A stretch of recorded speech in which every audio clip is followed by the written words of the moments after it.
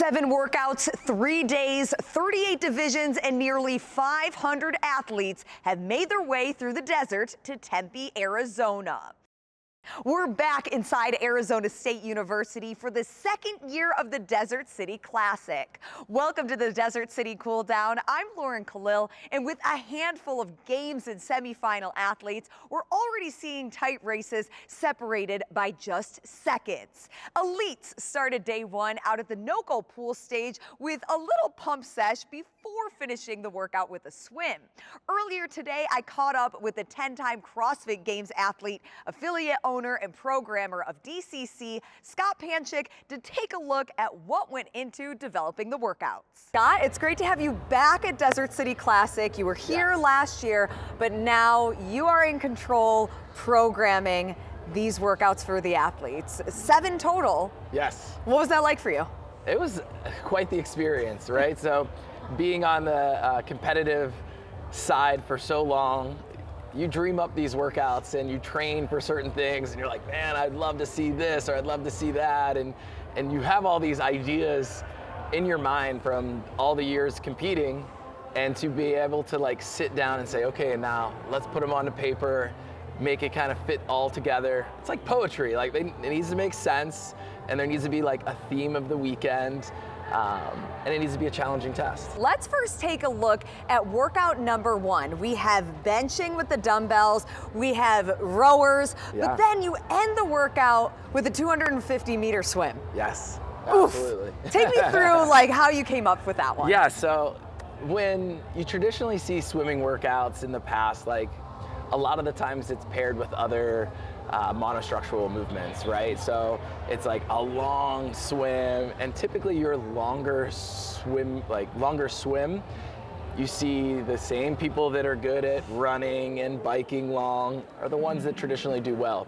I wanted to pair it with something that involved a little more power and strength with the rower and the bench press, and we're gonna see like a good amount of time spent on both of them. It's meant to be pretty close to the same amount of time, so each one matters, and by us doing meters instead of calories, seconds start to matter too.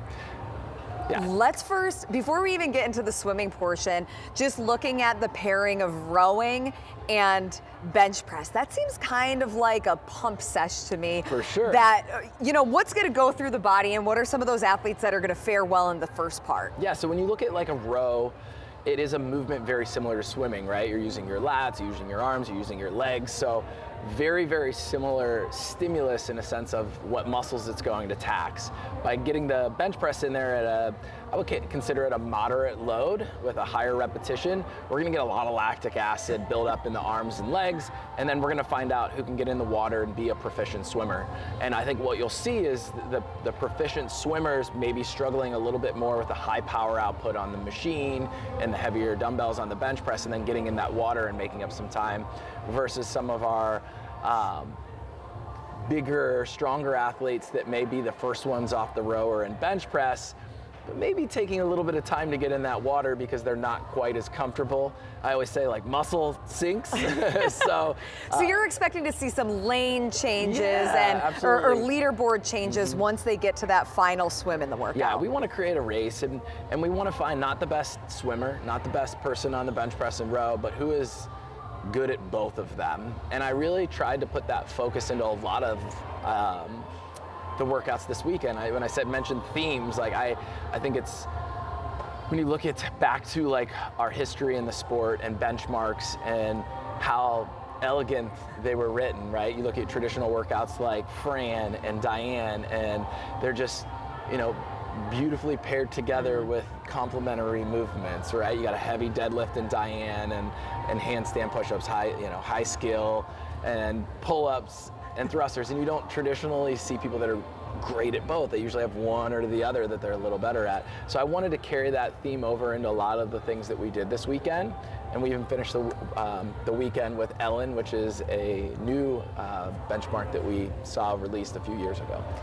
Why only I say only, that's a lot of swimming for me, but Yeah. why only 250 meters when it comes to the swim? Why not make them swim more in this workout? Yeah, so we wanted the swim to take about the same amount of time as the bench and the row. We also wanted to think through what are the logistics of having athletes wet and getting on a bench press and sliding around. And for safety reasons, we felt it was best laid out in a manner where they complete all the bench and row prior to getting into the water. And then once they're in the water, they can rest or do whatever they need to along the way to ensure that it's a safe experience for everyone.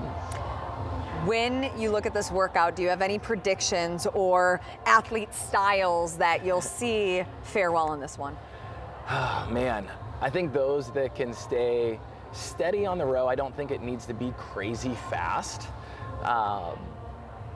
And breathing through each repetition on that bench press, because I do think the lactic acid is going to hit you somewhere in this workout, and it's going to hit you out of nowhere.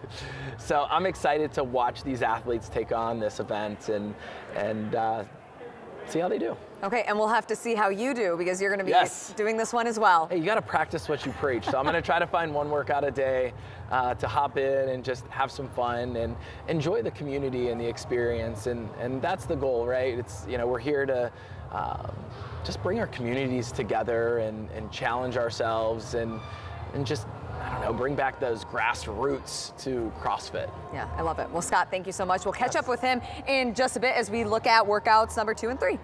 Workout 1 is presented by Desert Plunge. As the Valley's cold plunge brand, they pride themselves as having the best insulation on the market, but with a significantly lower price tag than competitors. With improving mental health at the forefront of their mission through cold therapy, their wish is to give people hope, as they are not alone in our Desert Plunge, and they can be the tool that helps lead them to a happier lifestyle. Elite men were the first to take on event 1, and with just a 250-meter row, these guys were racing to see who would be the first to the 21 set of bench press. Nearly everyone got to those 70-pound dumbbells at the same time, but that wouldn't be the case for long, and the athletes who could hang on to the dumbbells to go unbroken would separate themselves from the rest of the field. 2-time semifinalist Max Krieg, 2-time semifinalist Mac McAdams, and Team Games athlete and individual semifinalist John Wood were your 1, 2, and 3, making it back to the rower first in the couplet to start the event. But as Krieg held a 1:38 pace on the row and had a quick and consistent tempo on the bench press, he extended his lead and was the first athlete to jump into the pool at the 3:38-minute mark. While he doesn't have a specific swimming background, he went to dive school in 2018 through the Army and is now part of the U.S. Army Warrior Fitness Team. Although he was in the first heat of the elite men, his time of 7:06 held up to take an event win.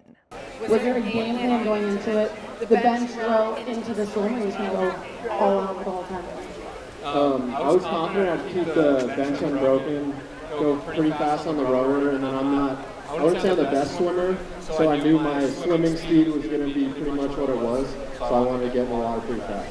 Well, first, thank you so much for doing this. We're sad that you're not here, but it was so much fun watching Max in that first workout. How long have you guys been working together? We have been working together, gosh, like less than a year, but it's been a very fun, I think since semis, just after his semis. How did you originally meet him then? So we met at Southland Competitors Camp in Louisiana, hosted by Brandon Luckett at Franco's CrossFit.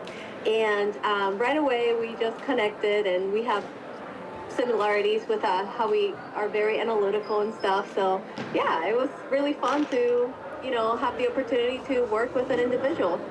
You talk about training him through semifinals, and he's one of those athletes that has been right on the bubble, right on the cusp of qualifying for the CrossFit Games, finishing 16th, 15th, both times at the West Coast Classic. What about Desert City Classic makes it so perfect to add it to the mix of getting him out there to be competitive and just adding into the whole training environment throughout his year? Oh, for sure. So as soon as I found out about Desert City, it made my top two competitions in the off season that he had to really get after. Number one, amazing team, and I've heard only great things about the event in the past. Number two, programmed by one of our great friends and mentors, Panchik. I know he's gonna pour everything and his knowledge to make it a super balanced, challenging test. So I told Max he has to do it. So excited that he's out there crushing it. What has training looked like up until this weekend then? So he's been actually doing qualifiers because he's qualified as an elite for Wadapalooza. So just the last few weeks has been a little bit weird with all the qualifiers that kind of piled on at the same around the same time.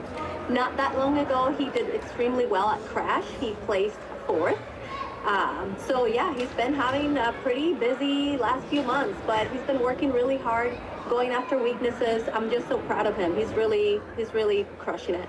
I imagine that not being able to be here in person, having an athlete in the elite division is like a little bit anxiety ridden for you because you're trying to follow along through a leaderboard or social media posts. What has that communication been like leading up to each event, the warm up, and then almost the debrief with him?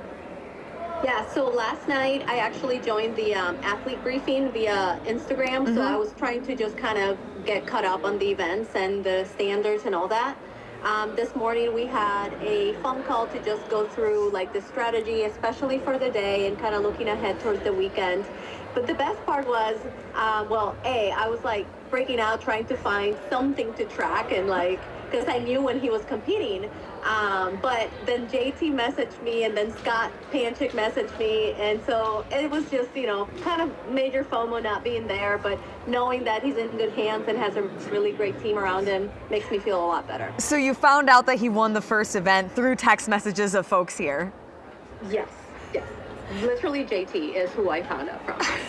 In the conversation that you were having with Max as you're looking at the programming, getting ready for event 1, I know that he went to dive school and has experience doing that, but you as his coach, when you were looking at the programming, was this one that you thought, you know what, I think Max is gonna be able to win this one? Yes, I know that he's a very strong swimmer from his background. Although we haven't been swimming a ton, we've been picking it up a little bit more like over the last 4 weeks, I would say. But I know he has a strong swimming background. I knew that he could push the beginning of the workout knowing that it wouldn't have a big impact in his swim. And, he likes rowing and bench. So I said, this is where you go big and you trust your fitness and then try to recover in the swim and do your thing. So I'm glad that he did because it's great to start the weekend with a lot of confidence and momentum going into the next events. And I'm sure you guys have talked about what overall goals for the weekend are. Is it just to, kind of see where he's living right now in a competitive field? Because there are other semifinal athletes here. Sure. Or is it to end up on the podium, or what were those conversations like? Yeah, so I think that off-season comps are a really good kind of gauge to see where you are, especially in a field that is so competitive with so many, big names out there. I think that Crash Crucible was a really good opportunity to kind of check the pulse on where we are and how our training is going. This weekend is just about, learning, seeing how much your weaknesses have improved, taking some risks, making smart decisions on the floor, and that, adding to the body of work of making him a more well-rounded athlete to be ready for anything in the future. Obviously we want to be on that podium and he is fully capable of doing that. But the biggest thing is, make himself proud, make some good choices out there and just learn, because that's really what matters. 1 down, 6 to go. What is the other workout or workouts that we should keep our eye on Max? Let's see. He is a good runner. So I got a lot of running this weekend. Yes. So I'm excited to see how he performs on the running events. We've been working on gymnastics a lot. So from a let's see how much we've improved perspective, we'll have an opportunity here soon after the snatches So yeah, I think there is a lot of fun things ahead that honestly he's really ready for. So he's a threat on all the events. Like he's ready. We can't wait to see how he does. Lynette, thank you so much. We're sad that you can't be here, but I'll make sure that JT keeps giving you updates and following the leaderboard and all of the highlights of Max throughout the weekend. Yeah, thank you for having me. Your overall leader after event one, Kyle Moline out of Pushbox CrossFit, was just 10 seconds behind Krieg to put himself in second. Team Games athlete John Wood in fourth, and closing out the top 10, last year's Desert City Classic champ, CJ Gerald. Elite women then took to the pool deck with some Games and semifinalist power hitters. Out front early was three-time semifinalist Elia Miller, gaining a strong lead on the row and bench press. Holding a 1:53 pace and dominating the dumbbells, she got into the pool around the 4-minute mark, nearly 40 seconds ahead of the next best athlete. The second athlete to advance in the pool was three-time semifinalist Zoe Warren and Team Games athlete Hannah Black in third. But halfway through the 250-meter swim is where the leaders shifted. It was now a race between Warren and Black as both women passed Miller, held the lead, and finished just 2 seconds apart, with Hannah Black taking the event win, finishing an 8:57. Hannah, 8:55, unofficial event win, event one of the weekend here at Desert City Classic. How are we feeling? You won a swim event. Let's talk about it. Yeah, let's. I only swam a couple times leading up to this, but I guess I made it count. You made it count. We're known, or most of us know you for being very strong underneath the barbell. You have your coach Micah here with you. What have you guys done in the offseason since the game that you think contributed to this performance today? Honestly, I think it's like just nailing my paces and like knowing that if I row at like a percentage of my 2K, like my heart rate's gonna stay down, I'm gonna stay like collected, and then I'll be able to swim fast. We're here with Micah Shoemaker. He is the coach of Hannah Black, who competed at the CrossFit Games on Team Invictus this year, and she started the day an event win with a swimming event. Is that something that you guys have practiced? You know, it's so funny you asked that, Lauren, because we've swam, I think, 3 times in the last 3 weeks. And so, that's it. Of course, leading prior to the games, we definitely swam to be prepared for what could potentially show up there. But leading up to this, no, it was just the last few weeks. How long have the two of you worked together for? This is actually our anniversary weekend. So congratulations. I know. We're, you know, we've made it a year together. So, yeah, I met her at Rogue Invitational last year. And instead of Rogue this year, she's here at Desert City Classic. But something that I think people might forget about Desert City is it's either a stepping stone to eventually advance the semifinals, or the athletes that go to semifinals, this is where they can kind of dog it out with other athletes that they see there. I think this is, like you said, a great stepping stone, number one, but the in-person experience, because people don't realize this, Hannah's still really new to this sport and like cutting her teeth. So in-person experience, in my opinion, Lauren, is like what she is getting at going to something like Desert City that feels like a regional back in the day, honestly. What has the prep work leading up to this after the games looked like for her? So we started right after the games with, honestly, a lot of bodybuilding. That's not sexy, that's not what people want to hear, but a lot of bodybuilding and a lot of running. But here's the reality, the running videos on Instagram don't get all the likes and the comments that her lifting videos do. Right now we're also in the warm-up area. They're getting ready for 2 events, but kicking off with the snatch. We know that Hannah Black is not, if not the strongest, one of the strongest in the field.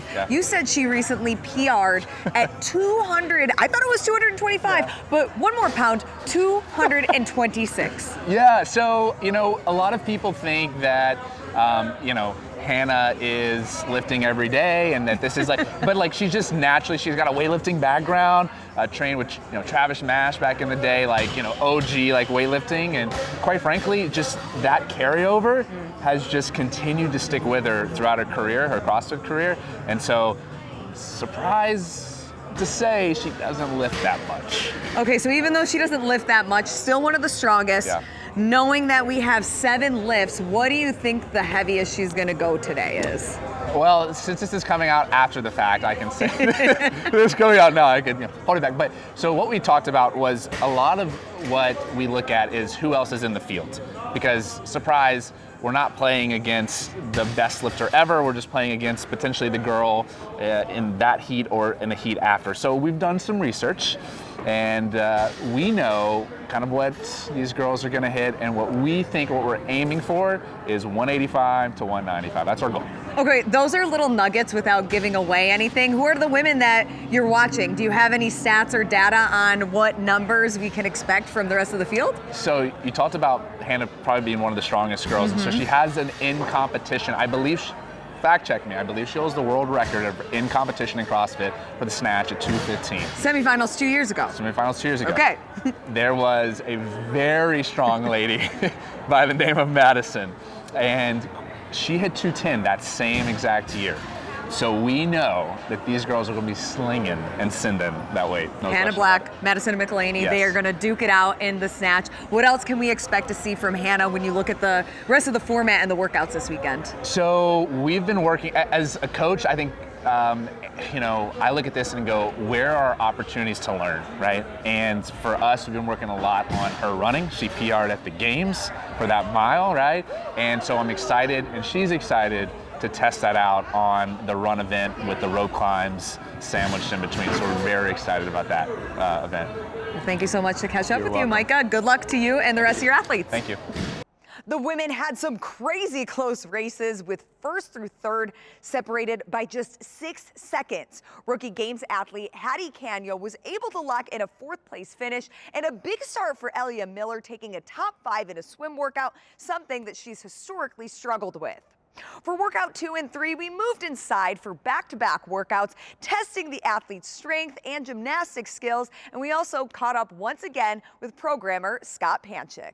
On the big ass fan stage, we have 7 snatches for load. Why 7? How did you come up with lucky number 7, Scott? Lucky number 7, right? It's that number that when you start to look at what you have to do, you're like, wow, like, that's a long way to go. A little bit of cardio. A lot of cardio. Just a little bit. So it's like one of those, like, you can't just be strong one time. Like, I want to see how strong you are through all 7 reps and how technical you are in those movements, because I think you can sneak under a snatch every now and again, throw a Hail Mary and catch it in the end zone, but you're not going to get it 7 times in a row. What would go into the strategy of some of these elite athletes, not just in, maybe just in the warm-up area, because I don't foresee any of them warming up to 7 snatches. So what, is there a certain percentage that you should warm up to for something like this? Yeah, a lot of it's going to depend on you as an athlete, right? So if you are one of those athletes that is really strong for maybe 1 or 2 reps, you're going to have to start to think about, okay, what is that percentage that I can hit over and over and feel good? If the time between the warm-up area and the floor is minimal, you may even want to consider, I don't know if I should tell people this, but maybe you consider coming out and hitting something heavy and then going down in weight a little bit until you find that weight that you can hit it for the remainder of the repetitions. Will it be the strongest athlete that wins this event? Yes, I do. I still think like strength will prevail because their percentage is going to be a little bit higher than everyone else's. But what's unique about it is they have a 3-minute rest, and I don't necessarily think who wins this event will be the same person that goes over onto the rings, handstand walk, and crossovers and wins that event. Okay, and right before we get to that, I'm jumping the gun. What is that number time? What are you going to see in that first part? In snatches. terms of weight that goes overhead? Oh man, I don't know. That's a great question, and I'm excited to hear the answer, to be honest, and see it tonight. I think that's another one of the reasons I created the workout is I know the test will be great, and I'll be interested to see how much the row bench from this morning impacts the snatch tonight. We do have Hannah Black in the women's elite. She can snatch 225, so I'm really excited to see at least what she can put up. But I don't necessarily think that people will be hitting their 1 rep max. No, by no means. For multiple reps. But I do think there's a chance if you are going up, you could potentially hit it. You could potentially hit it if you hit your numbers right. Okay, we'll have to wait and see. 5 minutes isn't a long time. It's quick. You better be really warm before you take the floor. Yeah, so I'm very interested mostly to see the strategy of each athlete. I've tried it a couple different ways, so I'm interested to see. Well, what did you hit? Oh, we can't tell people that, because then they can go back and do their history and be like, well, he's here, the percentage is there. You put in his age now, and he's going to leave that in his back pocket. It would be a for formula. Now. You'd probably need to tap into quite the equation to figure it out. Okay, but so then 3-minute rest, they go to the second floor, and it's really gymnastics heavy. It almost feels like a quarterfinals workout. When you were testing this and programming it, is that kind of the concept you were thinking of? Yeah, so we wrote it a couple different ways, and we were trying to figure out where we wanted to put the crossovers. And I mean, I can share this with you now because we've already created our final draft, but at one point the crossovers were mixed in with the snatch. So we were gonna make people do crossovers and then lift, and crossovers and lift. I just didn't like the way that it felt when I tested it out. Which I think is very unique, and not a lot of events have somebody that can step out and try it and say, you know what, like, I don't think that's the best fit for it. And I felt like testing crossover singles makes it a little bit more about accuracy, and then having the ability to do those skills over there and really tying together the gymnastics side with that accuracy side and component, and bringing together those components of fitness. Do you think that a good amount of athletes are going to strategize, maybe saving a little bit of juice in the snatch if they aren't necessarily that strong in this movement to potentially dominate the second workout? Yeah, I don't think you can like peel back on this. Like it's one of those, like, I think every pound is gonna matter, because as you start kind of adding all the weight together, I mean, 5 pounds here and 10 pounds there could start to really drop your score. So it definitely will be important over here, but I don't, like I said, think the person that wins over here will be the same person that wins over there. Well, Scott, thank you so much. It's been great catching up with you, and we'll see him again tomorrow to get more breakdowns on the rest of the tests throughout the weekend. Yes, absolutely. Workout 2 is presented by NOCO. NOCO is the go-to energy drink for people on the move. NOCO isn't just a great taste, but it's also great for performance without the crash. Packed with BCAAs, vitamins, and 200 milligrams of caffeine, it's the perfect boost for any time that you need focus and a little extra fuel. They also have some non-caffeinated flavors and are launching a new one this weekend, Peachango. Stop by their booth to say hi and grab a NOCO for yourself. There are a few things better than ending the night with a heavy snatch, and the elites did not disappoint. In Heat 2, we had a back-to-back battle between semifinalists and reigning DCC champ CJ Gerald and Brandon Smith.